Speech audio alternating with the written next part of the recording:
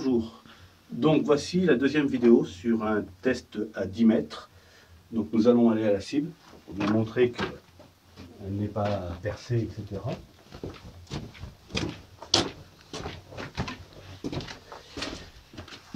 Donc je vais tenter de grouper dans ce carton là. Bon, on voit les trous, ça c'est du 30-06 hein, et les trous entourés c'était le calibre 5.5 quand j'avais fait mes tests de réglage. Donc nous allons procéder à 5 tirs. Puis il y aura 2 tirs passés au chrony également. Alors les tests vont s'effectuer avec des plombs en 25 grains.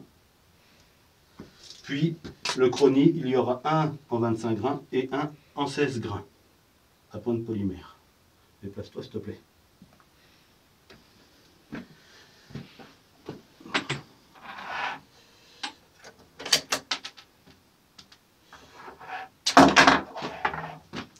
Alors, ces munitions encrassant terriblement le pistolet et en particulier le chargeur, je place toujours une douille vide, déjà tirée donc, en dessous pour essayer de protéger l'élévateur, sans quoi il est complètement noirci et carbonisé. C'est très dur à rattraper et à nettoyer. Donc.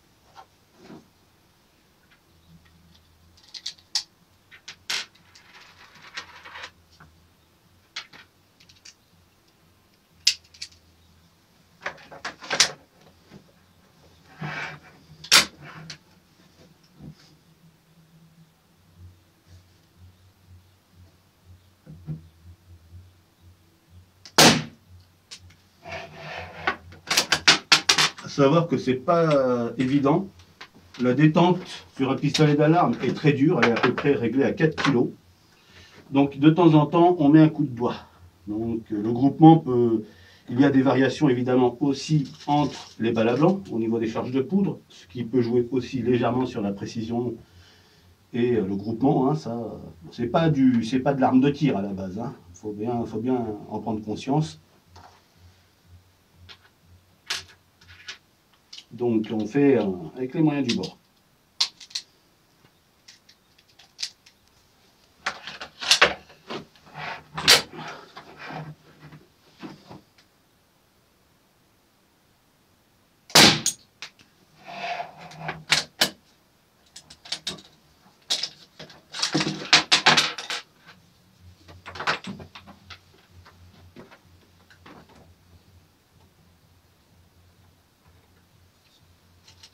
Comme vous pouvez entendre, c'est relativement silencieux.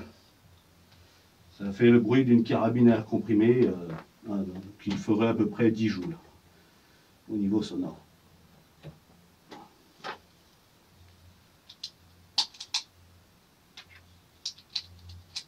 Donc ça c'est le 4e tir.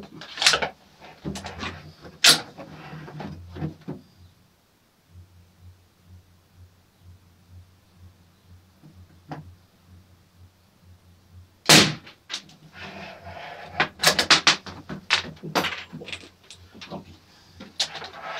On passera les douilles après.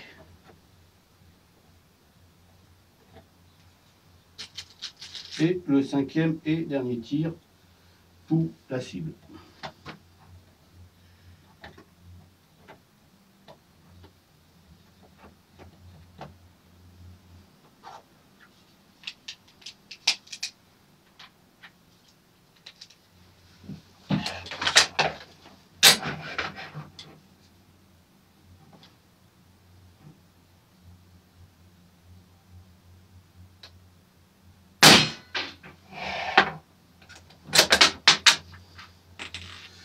Nous allons donc vérifier la cible, voir ce que ça a donné.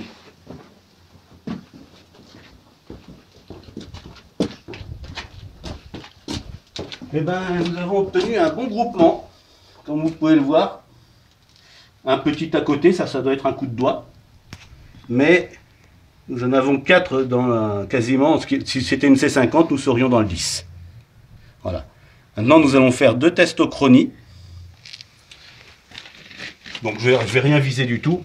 Là, il va juste s'agir de faire une mesure de vitesse pour bien le montrer.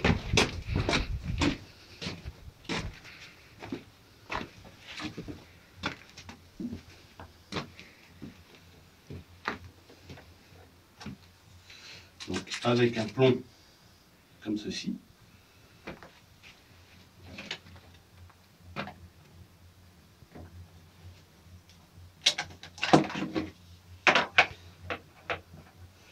Alors le chrony, il n'a pas aimé la blague la dernière fois. Si vous regardez bien, le cul est carbonisé, la glace, elle avait décollé, j'avais tiré sans silencieux. Il a fait un bond d'à peu près 2,50 m dans les airs. Et j'ai jamais pu rencliquer la petite plaque de couche, etc. Bon, il marche quand même, mais c'est vrai qu'il a un peu morflé. Bon, il va falloir que je le surélève par contre.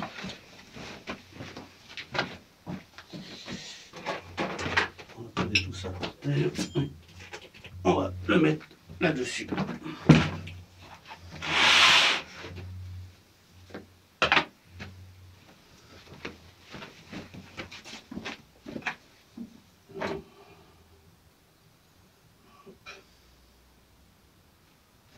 Se mettre en route.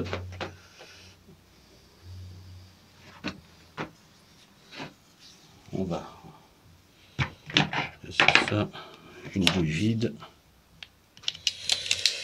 une autre peine.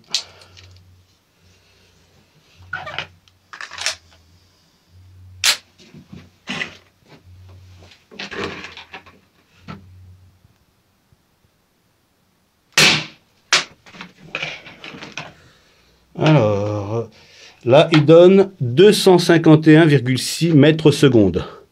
Je vous ferai la calcul d'énergie cinétique tout à l'heure. Ça, c'est avec une 25 grains. Alors, on va le replacer. Et maintenant, on va faire le test avec une 16 grains.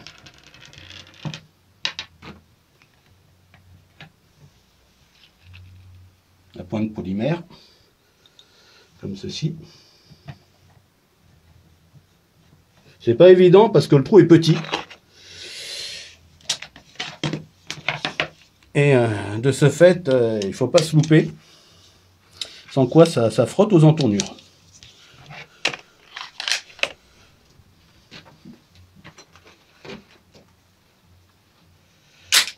Il faut bien mettre droit.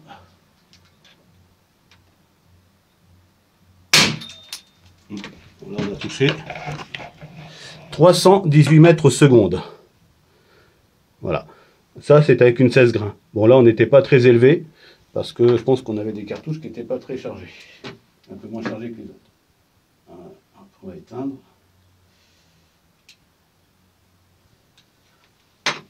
Voilà, cette vidéo s'achève. La prochaine se fera donc au stand de tir. Je pense qu'il y aura un test à 25 mètres.